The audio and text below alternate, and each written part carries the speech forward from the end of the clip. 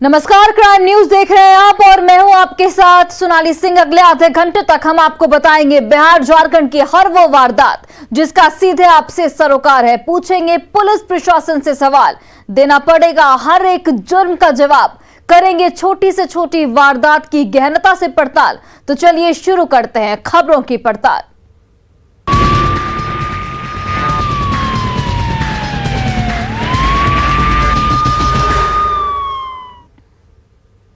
लखीसराय में बेलगाम अपराधियों ने 2 लोगों की हत्या कर पुलिस व्यवस्था के दावों की पोल खोलकर रख दी है। इस हत्या के बाद जहां लोग जिला पुलिस की कार्यशैली पर सवाल उठा रहे हैं, वहीं पुलिस ने इस घटना में शामिल लोगों के जल्द से जल्द गिरफ्तारी की बात कही है।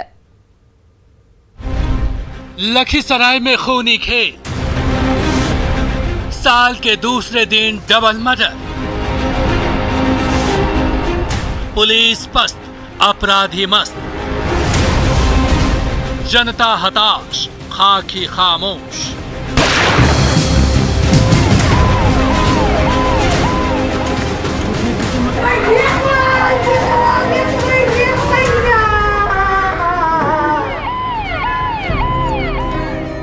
अस्पताल में स्ट्रेचर पर खून से लथपथ पड़ा 2 युवकों का शव। लाश को पकड़कर रोती बिलखती मां कभी अपने जिगर के टुकड़े को चूम रही है तो कभी अपने छाती से लगा रही है।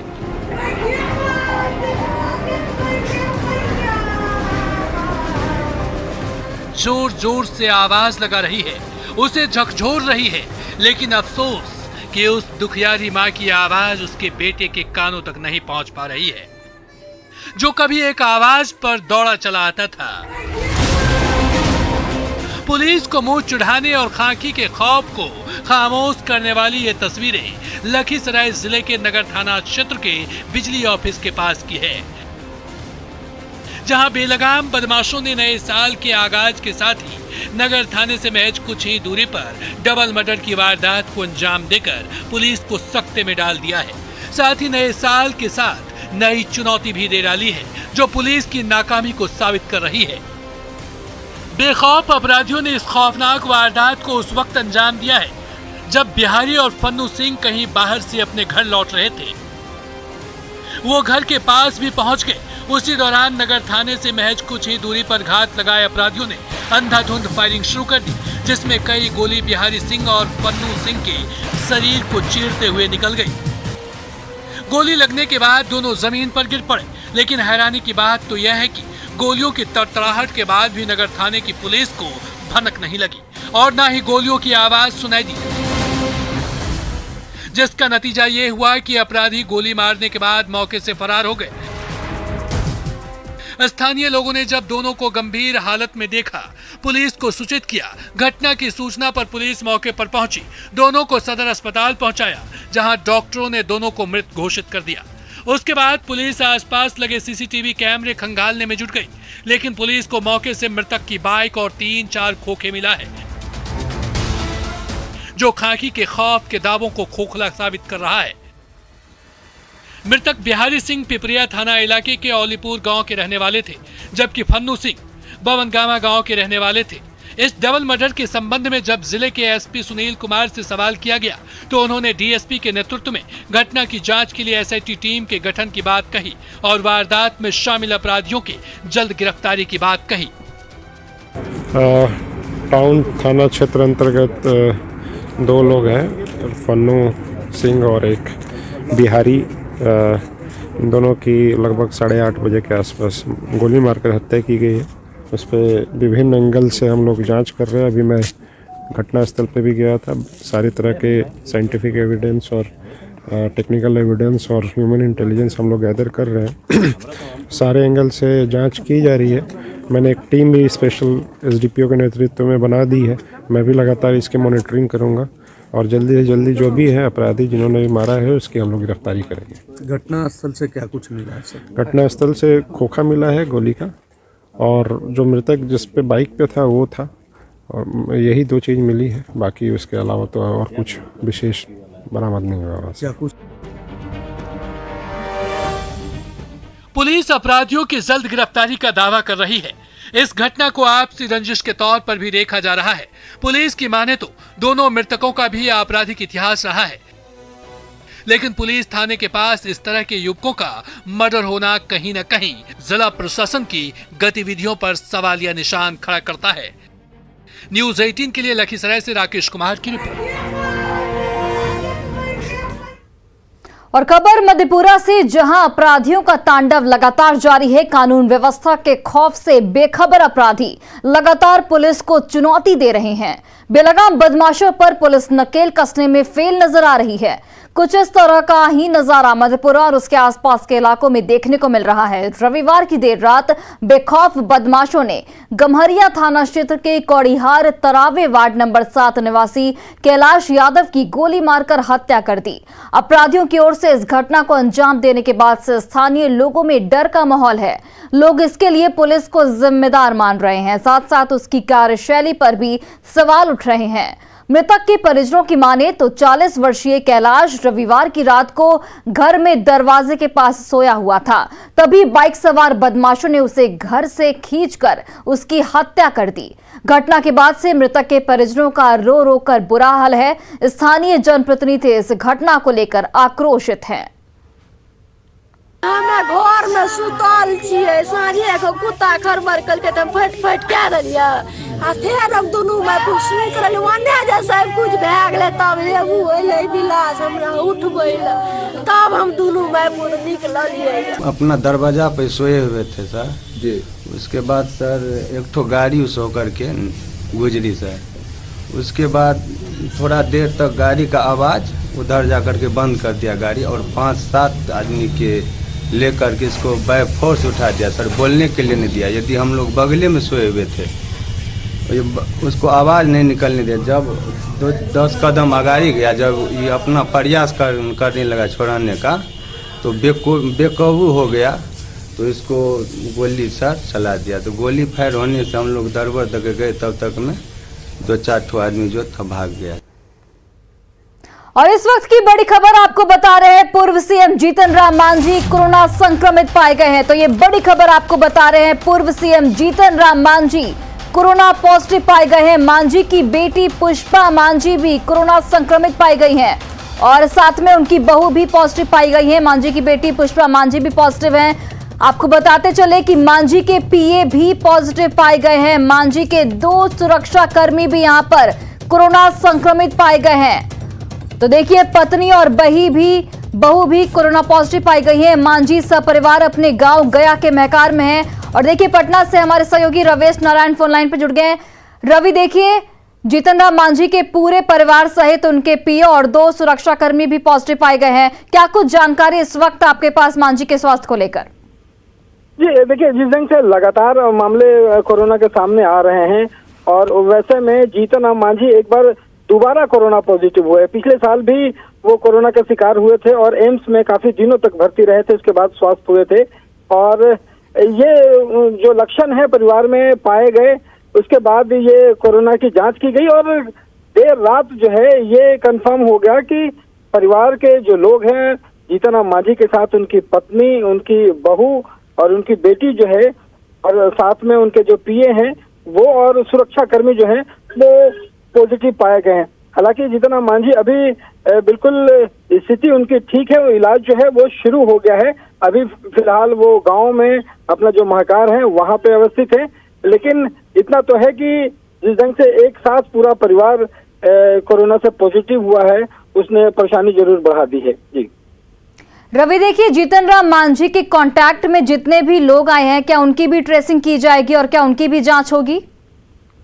जी, ट्रेसिंग शुरू हो गई है और यहाँ पे उनके संपर्क में, परिवार के संपर्क में जितने भी लोग पिछले कुछ दिनों में आए हैं, उसकी ट्रेसिंग की जो प्रक्रिया है वो शुरू कर दी गई है। और ये जानकारी ली जा रही है कि पिछले कुछ दिनों में किन किन के संपर्क में पूरा परिवार जो है वो आया था, उनकी एक सूची तैयार की जा रही है और उसके बाद उन तमाम लोगों की भी जो जांच जो है वो की जाएगी।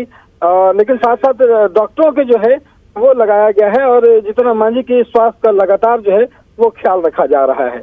चलिए रवेश नारायण, बहुत बहुत धन्यवाद तमाम जानकारियों के लिए। तो ये बड़ी खबर आपको बता रहे हैं, पूर्व CM Jitan Ram Manjhi corona positive पाए गए हैं, साथ में उनके बेटे, पत्नी और बहू भी कोरोना संक्रमित पाई गई हैं। वहीं देखिए उनका पीए और 2 सुरक्षा कर्मी भी संक्रमित पाए गए हैं और इस वक्त मांझी सब परिवार अपने गांव गया के महकार में है। और सूत्रों के हवाले से इस वक्त की बड़ी खबर आपको बता रहे हैं, कल से हाईकोर्ट में वर्चुअल सुनवाई की जाएगी। आज स्टैंडिंग कमेटी की बैठक में ये फैसला हो सकता है। तो कल से हाईकोर्ट में वर्चुअल सुनवाई होगी। आज स्टैंडिंग कमेटी की बैठक में ये फैसला हो सकता है। ये बैठक जब होगी उस वक्त इस पर फैसला आ सकता है। हाईकोर्ट के जज और कई वकील कोरोना संक्रमित पाए गए हैं और इसी को लेकर ये बड़ा फैसला आ सकता है। बढ़ते मामलों को देखते हुए ये फैसला आ सकता है। हाईकोर्ट के जज और कई वकील इस वक्त कोरोना संक्रमित हैं और आपको बता दें कि वर्चुअल सुनवाई को लेकर इस बैठक में फैसला आ सकता है। आज स्टैंडिंग कमेटी की बैठक में इस पर बड़ा फैसला हो सकता है। धनबाद जिले में अपराधियों का मनोबल लगातार बढ़ता जा रहा है। पुलिस अपराधियों पर लगाम लगाने में नाकाम साबित हो रही है। बेखौफ अपराधियों ने रविवार की देर रात बाघमारा प्रखंड के ब्राह्मण डीहा गांव में आजसू के प्रखंड अध्यक्ष राकेश ग्याली के घर बमबारी कर इलाके में दहशत फैलाने की कोशिश की। बम धमाके की घटना के बाद स्थानीय लोगों में दहशत का माहौल है। इस धमाके के बाद राकेश ने लोगों को आवाज लगाई, जिसके बाद बाइक सवार अपराधी मौके से फरार हो गए। बमबारी की सूचना मिलने के बाद मौके पर पहुंची मधुबन थाना की पुलिस मामले की जांच कर अपराधियों की गिरफ्तारी की बात कह रही है। घटना के बाद से राकेश का परिवार दहशत के माहौल में है। ग्रामीणों में जहां अपराधियों को लेकर डर है, वहीं गांव के लोग पुलिस पर ड्यूटी में लापरवाही बरतने का आरोप लगा रहे हैं। राकेश ने इसकी सूचना पुलिस के वरीय अधिकारियों के साथ साथ पार्टी नेताओं को भी दी है और अपने विरोधियों पर इसमें शामिल होने का शक जाहिर किया है। बोकारो के बालीडीह पुलिस पर शिक्षक ने चोरी का आरोप में बेरहमी से पिटाई का आरोप लगाया है। शिक्षक ने आरोप लगाया कि थाना प्रभारी और पुलिसकर्मियों ने उसकी पत्नी के साथ भी मारपीट की। पीड़ित अमानत हुसैन के अनुसार चोरी के मामले में थानेदार ने फोन कर 30 दिसंबर को उन्हें थाना बुलाया, जहां पूछताछ के बाद इतनी पिटाई की गई कि उसके पैर के अंगूठे का नाखून उखड़ गया। पीड़ित का आरोप है कि उसकी पत्नी के साथ भी मारपीट की गई और उसके जेवरात पुलिस ने छीन लिए। पीड़ित अमानत हुसैन मखदुमपुर का रहने वाला है और एक प्राइवेट स्कूल में बच्चों को पढ़ाता है। एसपी ने मुख्यालय डीएसपी को जांच के आदेश दिए हैं। बहुत मारपीट हुआ। पुलिस ने मुझे 3 बार पैर बांध करके रस्सी से और मारा। उसके साथ साथ थाना प्रभारी नूतन मोदी भी मारे, और बहुत मारा सर। क्यों मारी? इसलिए मारा कि आपने चोरी करवाए हैं इससे मिल के। हाँ, कि नाम बताओ किसके साथ मिल के चोरी करवाया। मार रही थी नूतन मोदी भी और वो भी पुलिस लोग भी मारा। जी सर, बहुत मार मारा, इतना सर मारा कि मत के हम बोले कि हम मर जाएंगे, मत मारिए, फिर भी लोग नहीं मान रहा था। ये मामला पुलिस अधीक्षक महोदय के संज्ञान में है। सर के निर्देश पे ही मैं यहाँ आया हूँ। ये एक्चुअली मामला बालीडीह थाना कांड संख्या 307-21 से संबंधित है, जिसमें जो शिक्षक हैं जो उनको संदेही अभियुक्त के रूप में रखा गया है और जो जांच करना है कि उनके साथ थाना के द्वारा मारपीटाई किया गया है। उसके आलोक में सर ने मुझे अभी आदेश किया है कि आप जाइए और जांच करके उस पर जो उचित कार्रवाई है वो कीजिए। जो अगर दोषी पाए जाएंगे पदाधिकारी तो उनके ऊपर अनुशासनिक कार्रवाई होगी। अयूब खान नाम तो सुना ही होगा, वही अयूब जो कभी शहाबुद्दीन की दाहिना हाथ हुआ करता था। वही अयूब खान जिसके छोटे भाई का नाम रईस खान है। दोनों का जुर्म से वैसा ही नाता है जैसे बंदूक का गोली से। अब तक अयूब पुलिस को चकमा देकर बचकर भाग निकलता था, लेकिन अब बिहार एसटीएफ ने उससे धर दबोच लिया है। देखिए इस रिपोर्ट में गैंगस्टर अयूब की पूरी क्राइम कुंडली। सलाखों में सिवान का कुख्यात गैंगस्टर, कभी शहाबुद्दीन का हुआ करता था शूटर। अयूब पर अब तक 42 संगीन अपराध दर्ज।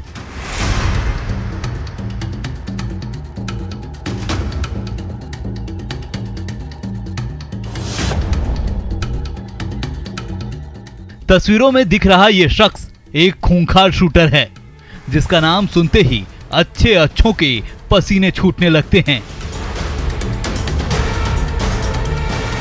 इस पर किडनैपिंग और हत्या जैसे कई संगीन अपराध दर्ज हैं। कत्ल की वारदात को ये ऐसे अंजाम देता था जैसे लोग घर के किचन में गाजर मूली काटते हैं। ये वही अयूब खान है जो कभी शहाबुद्दीन का दाहिना हाथ हुआ करता था। उसी के इशारे पर ट्रिगर दबाता था और पलक झपकते ही आम से खास तक को मौत के घाट उतार देता था। लेकिन अब ये सलाखों के पीछे पहुंच गया है। एसटीएफ को ये कामयाबी उस वक्त हाथ लगी जब कुख्यात अयूब अपने परिवार के साथ नए साल का जश्न मनाकर गंगटोक से वापस लौट रहा था। इसी दौरान बिहार एसटीएफ के एक अधिकारी को इनपुट मिली। एसटीएफ ने नाकेबंदी कर जांच अभियान तेज कर दिया। इसी दौरान अयूब पूर्णिया जिले के दालकोला चेक पोस्ट पर घेराबंदी कर खान ब्रदर्स उर्फ अयूब खान को वाहन चेकिंग के दौरान बिहार एसटीएफ ने देखते ही दबोच लिया। एसटीएफ की टीम उसे अपने साथ पटना लेकर चली गई। बिहार एसटीएफ की टीम ने सिवान के कुख्यात गैंगस्टर अयूब खान को गिरफ्तार कर लिया है। अयूब खान की गिरफ्तारी उस वक्त सुनिश्चित हुई जब वह गैंगटोक से पूरे परिवार के साथ नए साल का जश्न मनाकर मुजफ्फरपुर वापस लौट रहा था। पूर्णिया जिले में वायसी के पास अयूब खान की गिरफ्तारी हुई है। दरअसल अयूब खान की तलाशी इसलिए बिहार एसटीएफ की टीम कर रही थी क्योंकि सिवान से पिछले 7 नवंबर को 3 युवक शहर से जब बाहर निकले उसके बाद वे रहस्यमय ढंग से गायब हो गए। सही सुना आपने, 7 नवंबर यही वो तारीख थी जिस दिन सिवान शहर से 3 युवक बाहर निकले थे। 8 नवंबर को इन तीनों युवकों के काले रंग की स्कॉर्पियो गोपालगंज के मीरगंज थाना क्षेत्र के सवैया के पास पुलिस ने लावारिस हालत में बरामद की थी। लेकिन युवकों का कोई सुराग नहीं मिल सका। जो तीनों युवक गायब हुए थे उसमें रामनगर निवासी विशाल सिंह, हुसैनगंज थाना क्षेत्र के पैगंबरपुर निवासी अंशु सिंह और जिरादेई थाना क्षेत्र के भलुआ निवासी परमिंदर यादव शामिल है। इस मामले में पुलिस ने जांच के दौरान संदीप को गिरफ्तार किया जो विशाल का दोस्त बताया जाता है। संदीप ने ही पूछताछ के बाद अयूब खान का नाम लेते हुए तीनों को ठिकाना लगा देने की जानकारी पुलिस को दी। इसके बाद नगर थाना में विशाल सिंह की मां के आवेदन पर केस दर्ज किया गया और तब एसपी ने इस मामले में एसटीएफ का गठन किया था और साथ साथ कार्रवाई में बिहार एसटीएफ से भी मदद मांगी थी। उसके बाद से बिहार एसटीएफ की टीम अयूब खान के पीछे पड़ी हुई थी और इसके लिए लगातार छापेमारी चल रही थी। लेकिन जब अयूब खान का मोबाइल सर्विलांस पे डाला गया तो उसका लोकेशन गैंगटोक में मिला। उसके बाद से बिहार एसटीएफ की टीम उसके पीछे लगी हुई थी और लौटने के क्रम में पूर्णिया के पास उसकी गिरफ्तारी की गई।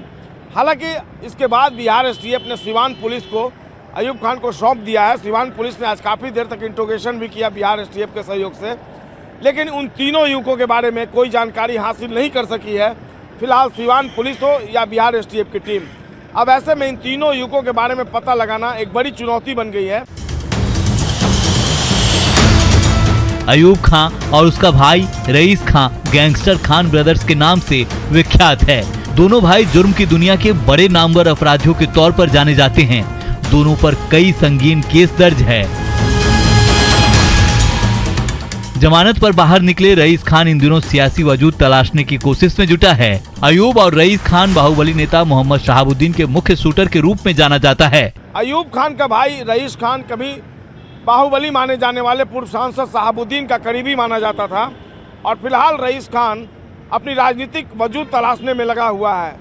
अब अयूब खान की रईस खान का जो ये भाई है अयूब खान, वह बड़ा भाई बताया जाता है और इसकी गिरफ्तारी के बाद उन तीनों युवकों के अपहरण के बारे में पुलिस क्या कुछ हासिल कर पाती है फिलहाल इस बारे में कुछ नहीं बताया जा सकता है। लेकिन पुलिस के लिए अब तीनों युवकों के अपहरण का मामला और भी पेचीदा हो गया है।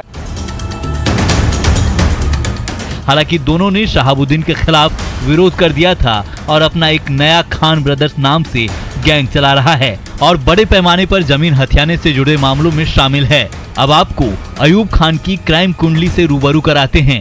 फिलहाल जो जानकारी बिहार एसटीएफ की टीम ने दी है उसके अनुसार अयूब खान के खिलाफ बिहार और बिहार के बाहर कुल मिलाकर 42 संगीन मामले दर्ज हैं। ऐसे में अंदाजा लगाया जा सकता है कि अयूब खान कितना कुख्यात अपराधी है। न्यूज 18 के लिए पूर्णिया से कुमार प्रवीण के साथ पटना से संजय की रिपोर्ट। गोपालगंज जिले के थावे थाना की पुलिस को अहम कामयाबी हाथ लगी है। पुलिस ने अंतर्राज्यीय लुटेरा गिरोह के 12 गुर्गों को गिरफ्तार किया है, जो अब तक पुलिस को चकमा देकर आपराधिक वारदात को अंजाम दे रहे थे। हथकड़ी में लुटेरा गिरोह के गुर्गे, पुलिस ने 12 बदमाशों को दबोचा। हथियार, कारतूस और बाइक जब्त।